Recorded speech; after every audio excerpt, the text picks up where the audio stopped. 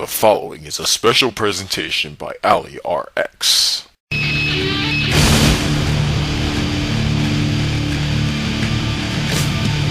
my life in the box in front of me. Take it off in my arms, it's the soul of me. You walk by, ask to see me lay face down.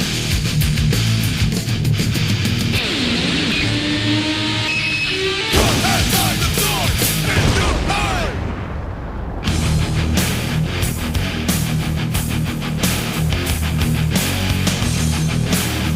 So now we begin the third episode of AKI Pro Wrestling 64. Today's episode covers Aki's third wrestling game ever, as well as their second one on the N64, and that is WCW Nwo Revenge, released in late 1998. And let me tell you, this game kicks ass! I even remember the commercial for this game very well when I watched Nitro that very same year, especially Hogan saying, "Revenge is just too sweet." Unfortunately, I wouldn't get to play the game until years later. But before I begin the review, I should point out that this is not the third WCW game published by THQ. In fact, there were two more WCW games in between World Tour and Revenge. WCW Nitro in '97 and WCW Thunder, both for the PlayStation. Nitro was released alongside World Tour, and Thunder was released alongside this game. Both of them were developed by Inland Productions, and both of them sucks! But that's another review for another day. Right now, let's begin the review. Usually, I don't pick on game openings since the gameplay is the most important aspect, but I'll make this an exception. You start the game off with this really weird scene taking place in Atlanta, Georgia in 1998. Of course, that's where WCW headquarters is located, but it's still a very odd scene. Okay, so we have random lightning effects out of nowhere. And see, we have a truck that resembles Optimus Prime in some way. By the way, is that Jessica Alba on the 100% Pure billboard? If not, it sure as hell looks a lot like her. Okay, so we have Prime driving, and he continues to drive. Okay, what does this have to do with wrestling, let alone WCW? More random lightning bolts. And more truck driving. He's driving to a cemetery? On fire. Oh, so that's where the random lightning bolt comes from. Sting is following him through lightning, and I don't know how. And now the truck driver stops him. What?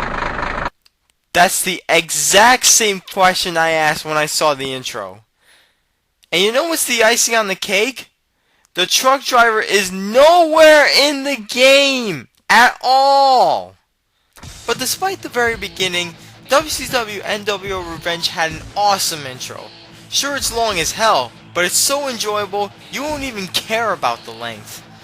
Now keep in mind, that this game was released around the time the NWO Hollywood and Wolfpac were split up into two groups, as well as all the elite WCW stars and cruiserweights. So as a result, you get all these guys kicking the shit out of each other in the ring, and outside of it as well. If it ain't broke, don't fix it. And that's exactly what Aki did with WCW Nwo Revenge. The gameplay and controls are almost exactly the same as in its predecessor, which is great because I love the gameplay. However, there are some minor tweaks they did to improve on it. For example, if you do a front grapple, you can easily switch the opponent's back grapple by pressing L. Also, in its predecessor, you would automatically gain your special as soon as it reaches red. However, this time, it's optional, which is good because if you keep it flashing red for a long time and then switching to special, it would last even longer. You can even slide into the ring now, which helps if you're about to be counted out. And unlike before, you can now run with weapons and take them with you to the ring and smack your opponent all around with it. In addition to these new gameplay features, this game also introduces instant replay feature. Like this!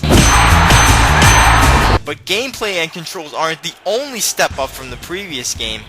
To make the game seem more like WCW is in real life, we get to see full entrances of the respective WCW stars. And this looks amazing for a 1998 N64 game. And then you have moments like this. That is just awesome! But that's not all Aki brought into the table. We're also introduced to interference, another aspect to make the game more like the real life WCW. So now you can see why the game is so awesome, aside from nostalgia of course. Oh, and did I forget to mention that the little strike combo system from Virtual Pro Wrestling 64 was carried over to this game? The only downside is that only a few characters in this game use it, such as Goldberg. Anyway, most of the features in the game are carried over from World Tour. However, League Challenge was replaced by Championship mode in which you can compete for any of the WCW belts such as the World Heavyweight title, United States title, Television title, Cruiserweight title, and Tag Team title. And if you win a title for the first time, you get to unlock a hidden WCW wrestler. And no, the truck guy is not there either, so don't get your hopes up. And remember the Wrestle Edit feature from Virtual Pro Wrestling 64? Well, since Aki left that feature out in World Tour, they made up for that by adding it in this game as costume change. The roster, while not as big as in Virtual Pro Wrestling 64, it's a lot bigger than the roster in World Tour. All of the WCW and NWO characters were carried over except for Ric Flair, Steven Regal, and Six. But we also get to see tons of new WCW guys like Goldberg, Bret Hart, British Bulldog, Jim Neidhart, Roddy Piper, Billy Kidman, Chris Jericho, Psychosis, Kanyon, Booker T and Stevie Ray, Raven and his flock, new NWO, Wolfpac and Hollywood members such as Konnan, Curt Hennig, and a whole lot more. Oh, and guess who else is in this game?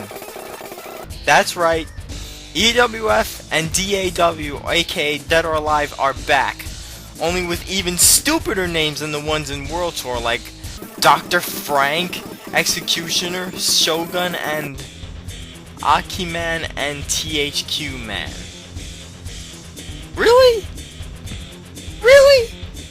And like in World Tour, they're based on Japanese wrestlers, even though they look nothing like the Japanese wrestlers they're based off of. Would you honestly believe that Aki-Man is based on the late great Mitsuharu Misawa? I sure as hell wouldn't. There's also managers valets like Jimmy Hart, Rick Rude, Dusty Rhodes, and Kimberly Page, but none of those guys are available unless you use a third or fourth controller. And to go along with the new roster, we get new signature moves and finishers as well. Another cool new feature in this game is the nice selection of arenas to choose from. You have WCW Nitro and 5 other pay-per-view arenas such as Halloween Havoc, Starrcade, Super Bowl 8, Bash at the Beach, and Sold Out. And speaking of arenas, every time you beat the game or finish an exhibition match, the menu screen's background is the arena you picked. Pretty cool, huh? And last but not least, they've also improved on the graphics. And they look amazing for an N64 game, especially one from the late 90s. The wrestlers in the arenas are very detailed and everything looks so much like WCW did in 1998. And the music in this game is fantastic as well. I think the music Aki added puts more adrenaline to playing the game and it gets you really pumped up, even on the hardest difficulty. And speaking of music, here's a little interesting tidbit. Did you know that 2 songs in the game are based on actual licensed songs? The menu music is based on Erotic Nightmares by Steve Vai.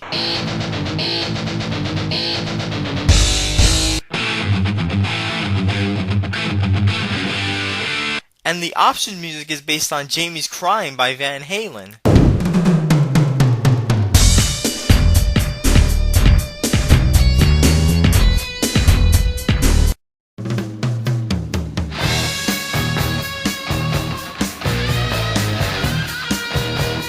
Not that it matters, but I just wanted to point that out. So yeah, pretty much everything about this game is just awesome. But I do have some gripes about it though. For one, when somebody interferes in a match and my wrestler has a manager or valet at ringside, he or she doesn't do anything when the guy interferes. This really pisses me off. And despite how awesome the entrances are, The music that plays not only does not match the wrestlers, but they always use the same two songs, one for the player and one for the opponent. I totally understand that they could not put the actual WCW songs in a cartridge at the time, but the least they could do is put different original entrance themes. Not that the music is bad or anything, it's just a little annoying hearing the same two songs every time a match begins. Good thing this problem would be remedied in the next AKI game, which I will get to very shortly. So that's all I gotta say about this game. It's great, it's fun, it's got a lot to offer, and it's so much better if you play 4 players and kick all their asses. I give WCW NWO Revenge a gold.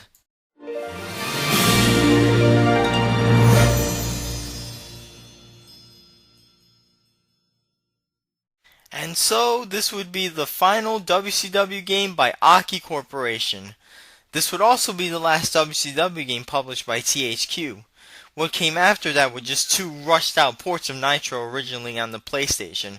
One was for the PC, the other was for the N64. I mean, it's bad enough that Inland makes a shitty game, but a rushed out port of a shitty game? That falls under the fail plus fail equals epic fail equation. Come on! Then again, it's understandable because they wanted to burn out their contract as quickly as possible. Why? Because WCW was starting to suck and it ended up like the way TNA is right now. What? You all know it's true. Okay, shut up. Thank you. Seriously though, they decided not to renew their contract simply because WCW just wasn't profitable anymore and was losing ratings against the WWF in the Monday Night War by this time. And what did THQ do after their contract expired? Sign a new one with WCW's direct competitor. Meanwhile in Japan, Aki Nazmic would make one last Virtual Pro Wrestling game in Japan. Tune in next week for Episode 3, WWF WrestleMania 2000 and Virtual Pro Wrestling 2, Fighting Spirit. And let me tell you, WrestleMania 2000 brings back a lot of fond memories.